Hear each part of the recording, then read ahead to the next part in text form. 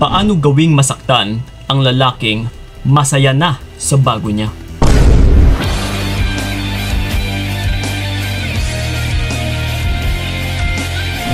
Yeah. Kung yung partner mo sa ngayon ay masasabi nating meron ng bago and masaya na, no? And then syempre, masasagot ninyo sa akin, Kuya Kiko, paano yan? Paano siya masasaktan? Masaya na nga siya sa bago niya.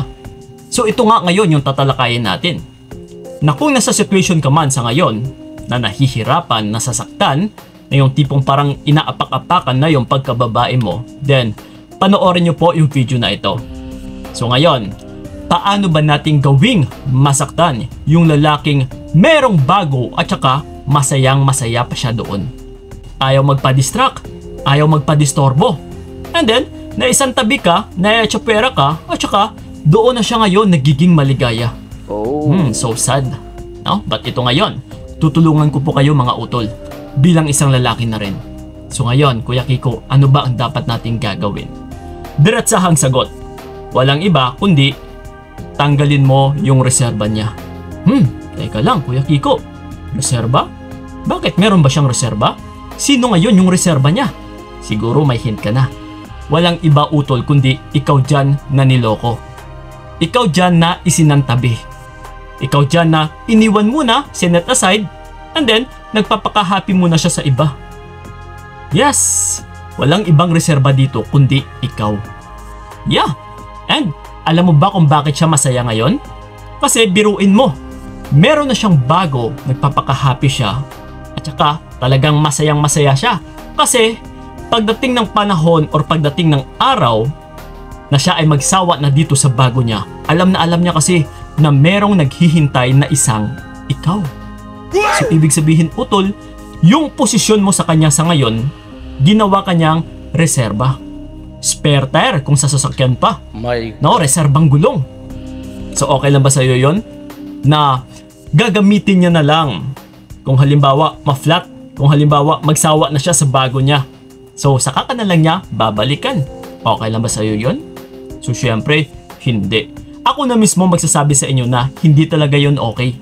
Masakit po yon. No? Nakakaapak talaga yun ng pagkatao. Na yung tipong parang ipinagsasabay kayo sa isang panahon na habang magkajowa kayo is meron din siyang bago, niloloko ka. Yeah.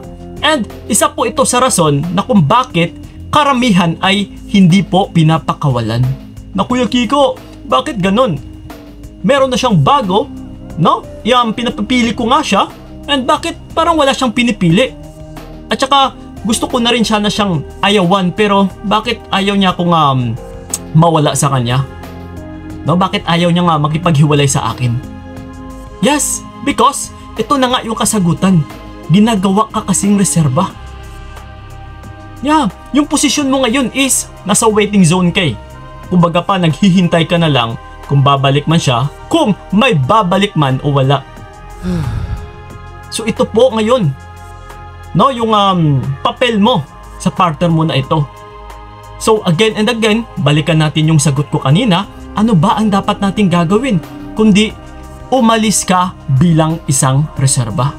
Hiwalayan mo siya utol, sa ayaw niya man o sa gusto.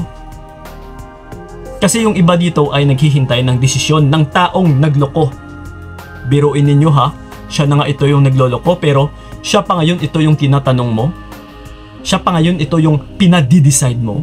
Natural, pagdating sa taong maloloko, hanggat napapakinabangan ka niya, na at the same time kung pwede lang na dalawa kayo, is hindi ka talaga niyan papakawalan.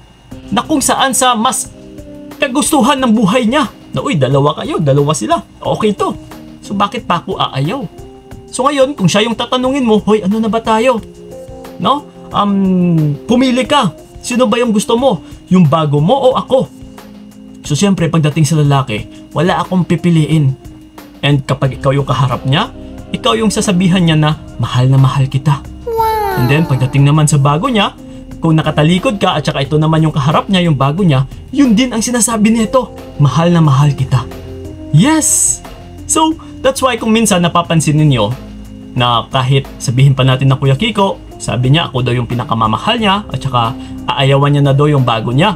So ngayon, di ba, kung napapansin ninyo, umaabot na ng ilang buwan, Kuya Kiko, natagpuan ko. No, nahuli ko sila pa rin hanggang ngayon. Akala ko, tinapos niya na, akala ko ako yung mahal niya. Pero bakit ganun? Sila pa din. Yes, kasi pareho lang kayo nililin lang. Pareho lang kayo minamanipula. Pareho lang kayo pinapaikot-ikot. Oh. So, pagdating kasi sa mga ganitong klaseng lalaki, kailangan mo itong tapyasin kapag humahaba na yung sungay niya. Kailangan mo itong putulin. Walang ibang puputol dito, utol, hindi yung bago niya, kundi ikaw. Ikaw na taong dating pinaasa niya. Ikaw na dating tao na sinanay niya. And then ito ngayon, tinalikuran. Na gano'n na lang kadali. Na basta-basta na lang tatalikuran. So syempre hindi pwede yon. So ang dapat natin gagawin, ipakita natin na kapag ganito ang pag-uugaling pinapakita niya na pagloloko or manloloko, kailangan natin siyang layuan. Kailangan nating atrasan.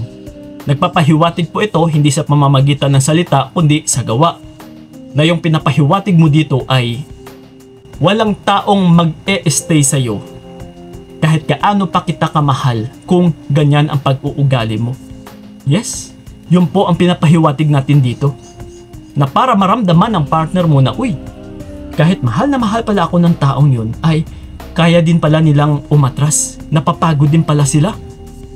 Yes, umaayaw din pala. Akala ko habang buhay, patay na patay sa akin. Yung pala ay nahihinto din. Yes, nagigising din sa katotohanan. Yes, utol. So ganun po ang dapat ninyong gagawin. No, umalis ka bilang isang reserba. Para masaktan yung partner mo. Na kung mapapansin ninyo, once na magawa mo ito, umatras ka, hindi ka na niya makakausap, hindi ka na niya madedistorbo, yes, hindi mo na siya kinikibo, hindi ka na nagpaparamdam sa kanya, hindi mo na siya binibigyan ng atensyon. Ito ha, ang mangyayari po na kasunod ay masasaktan at saka masasaktan po siya ng padahan-dahan. Yes, kung mapapansin mo, hindi na po ito magiging happy. Alam mo kung bakit? Kasi nawalan siya ng reserba eh. Kumbaga pa ngayon is mas lalo siyang mababalisa. Uy, teka lang, ano bang gagawin ko? Itutuloy ko ba yung bago ko? Na wala naman akong kasiguraduhan dito? Wala pa namang assurance dito? Kasi bago ko lang to nakilala eh. Versus doon sa dati ko na, sa luma ko na matagal na kami, nakilalang kilala ko ito, na mahal talaga ako. So ngayon nawala na. Now, sino kaya yung piliin ko? Ano kaya yung gagawin ko? Ititigil ko ba ito o ipagpapatuloy? Yes. No? Instead na magiging happy siya, ay talagang mas lalo siyang mababalisa. Mapapraning po ito kakaisip na hindi mo na kasi tinanong eh, kundi kusa kang nag-decide. Yes, utol, once na magawa mo ito, tiyak, magagarantiya ko sa inyo na magkakaroon at saka magkakaroon na po ng takot yung lalaki once na bumalik na ito sa iyo.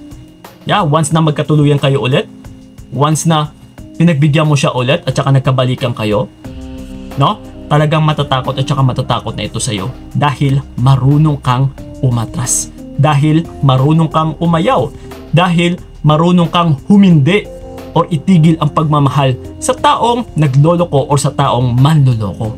So yun ang po yun. Okay? Klarong-klaro ba?